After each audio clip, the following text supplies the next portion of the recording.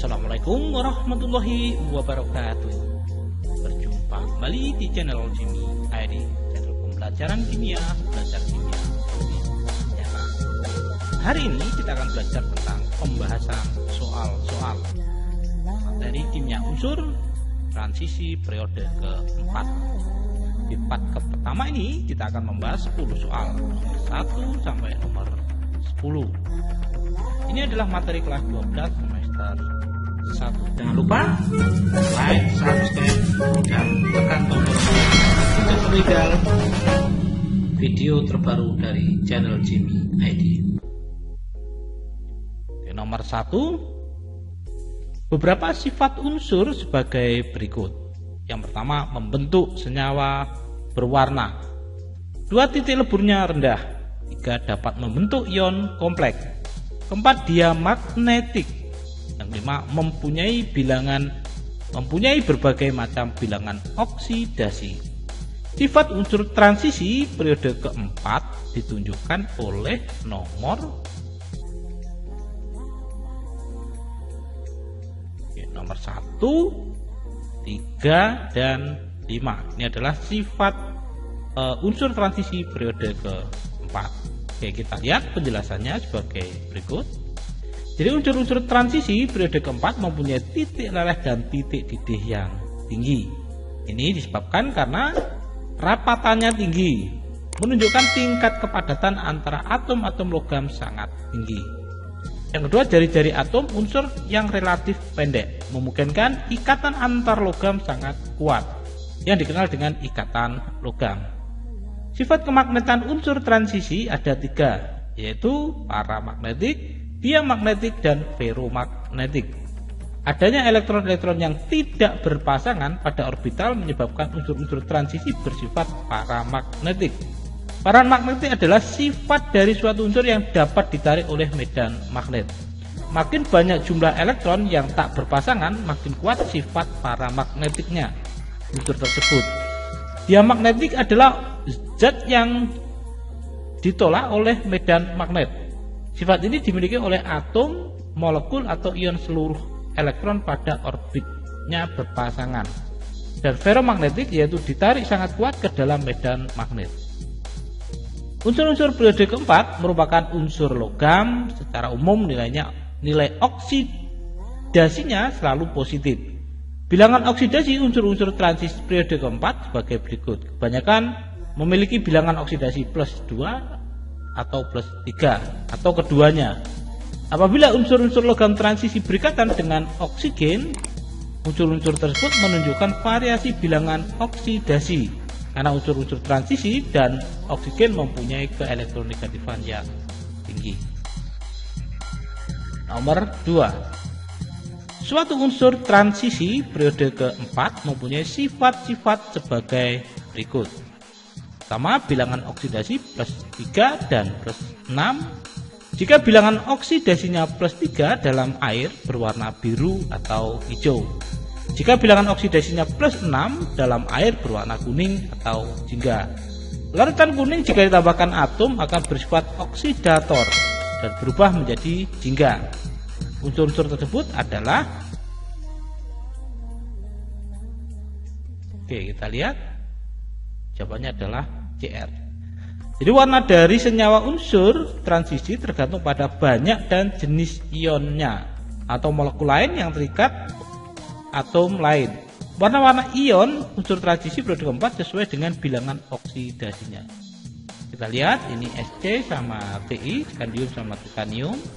Kalau bloknya plus 3 dia tidak berwarna, plus 2 ungu, plus 3 hijau, plus 4 tidak berwarna. Vanadium dan krom, ini kalau plus 2 ungu, plus 3 hijau, plus 4 biru, plus 5 merah, plus 3 hijau, plus 6 kuning, plus 6 jingga. Ini warna-warnanya. Selanjutnya adalah Mn, mangan, dan besi.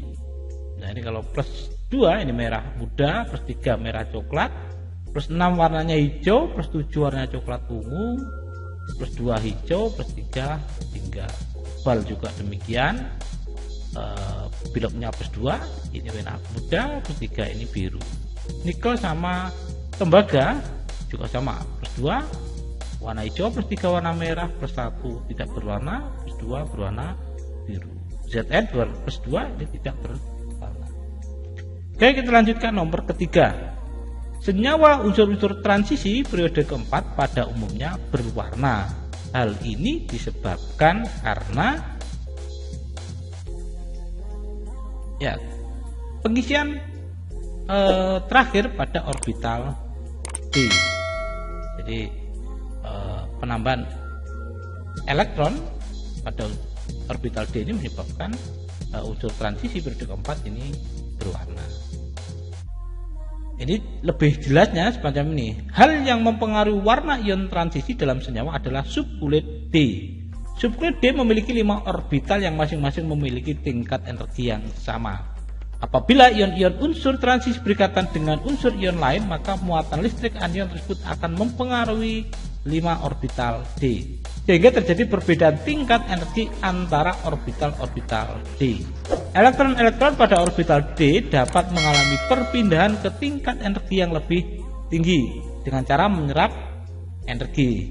Tampak besarnya energi yang diserap tergantung jenis atom dan anionnya. Apabila semua energi cahaya tampak diserap, maka senyawa tersebut tidak berwarna. Karena orbital D terisi penuh elektron atau kosong, maka senyawanya atau ionnya tidak berwarna. Apabila suatu zat menyerap energi cahaya tampak dan panjang gelombang tertentu, zat tersebut akan meneruskan cahaya tampak yang tidak diserap mata, sehingga zat akan tampak berwarna sesuai dengan warna cahaya yang tidak diserap. 4. Nama mineral yang mengandung mangan adalah A. Bauksit, B. Kobaltit, C. Pirolusit, D. Kriolit, E. Pirit. Oke, pirolusit. Jadi biji mangan yang utama adalah pirolusit atau MnO2. Jika pirit adalah mineral yang mengandung besi, FeS2. Kobalt di alam diperoleh sebagai biji smaltit atau CoAs2 dan kobaltit CoAs. Nomor 5. Beberapa reaksi kimia sebagai berikut. Perhatikan ini. Pertama di Fe2O3 reaksi dengan CO menghasilkan Fe dan CO2. Reaksi yang terjadi pada peleburan besi pada tanur tinggi adalah reaksi yang terjadi pada peleburan tanur tinggi pembuatan besi. Bisa kita lihat nomor 1, 2, dan 3. Jadi penjelasannya semacam ini. Pengolahan biji besi dilakukan di dalam tanur tinggi yang dikenal dengan nama blast furnace. Proses pengolahan besi adalah sebagai berikut. Biji besi, kokas, dan kapur dimasukkan dari puncak tanur, lalu udara panas dihembuskan dari bawah. Reaksi yang terjadi pada tanur tinggi adalah sebagai berikut. Udara panas yang dihembuskan ke dalam tanur akan mengalir ke atas mengoksidasi kokas dengan reaksi eksoterm menghasilkan gas CO2. Ketika bergerak naik dan CO2 yang baru terbentuk itu bereaksi lagi dengan kokas yang bergerak turun membentuk CO. Reaksi eksoterm menyebabkan temperatur pembakaran di dalam tanur tetap tinggi. Gas CO yang dihasilkan akan mereduksi biji besi secara bertahap. Fe2O3 jadi Fe3O4 jadi FeO dan Fe. Jadi reaksi total pada tanur adalah sebagai berikut. Ini Fe2O3 jadi reaksi dengan CO menghasilkan Fe dan CO2. Oke, nomor 6. Fe2O5 pada pembuatan H2SO4 menurut proses kontak berfungsi sebagai katalisator. Cara paling mudah membuat asam sulfat yaitu dengan proses kontak sebagai bahan utamanya digunakan sulfur, udara, dan air. Pertama kali yang dilakukan adalah sulfur padat dibakar dengan oksigen dari udara untuk menghasilkan SO2.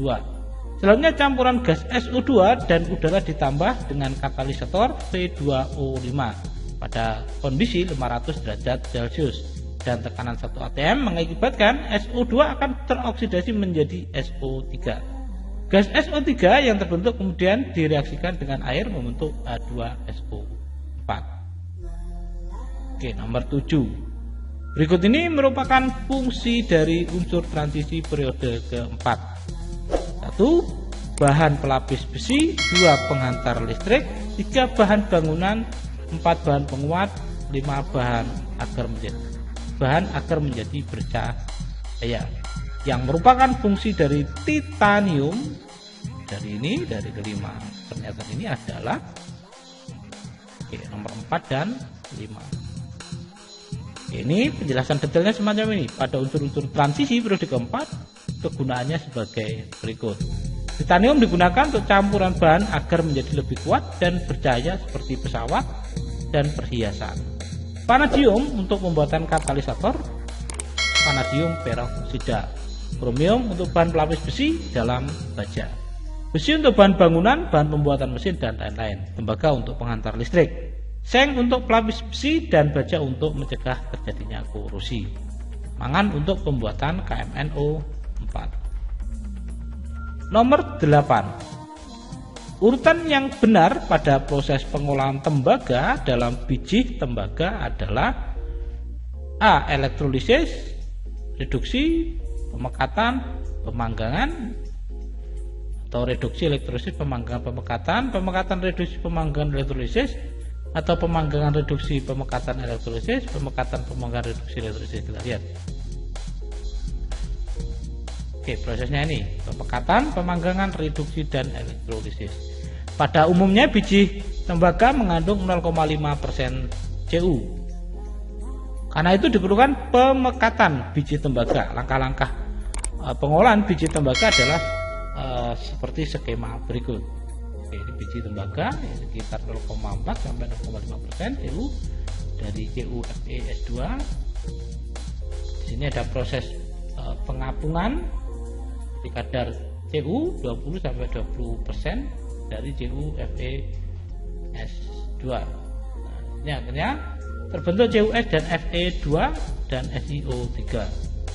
Ini akhirnya dipisahkan, yang FeSiO3 dari CuS4, Cu2S ini diolah kembali menjadi Cu2O plus Cu2S sehingga dihasilkan Cu99%. Dan akhirnya setelah pengolahan lebih lanjut dihasilkan Cu murni. Nomor ke-9. Tembaga dibuat dari bijinya dengan cara pemanggangan. Reaksi yang tepat adalah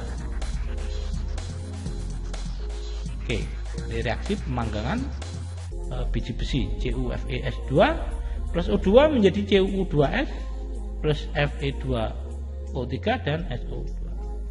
Jadi pada umumnya biji tembaga hanya mengandung 0,5% Cu. Melalui pengapungan dapat diperoleh biji pekat yang mengandung 20-40% Cu seperti yang saya jelaskan di soal nomor 8. Biji pekat itu kemudian dipanggang untuk mengubah besi sulfit menjadi besi oksida, sedangkan tembaga tetap berupa sulfida. Kiri ini reaksinya. Nomor 10. Stainless steel adalah baja tahan karat yang merupakan campuran. Stainless steel baja tahan karat yang merupakan campuran 9% nikel, 18% krom, dan 73% Fe. Ini komposisi, ini ada stainless steel, ini baja mangan, ini ada baja silikon, baja kobalt, baja wolfram, baja kromium, ini durian. Oke, itu tadi penjelasan pembahasan soal-soal kimia unsur transisi periode keempat. Part pertama nomor 1 sampai nomor 10. Bila ada hal yang kurang jelas, bisa dituliskan di kolom komentar. Terima kasih. Assalamualaikum warahmatullahi wabarakatuh.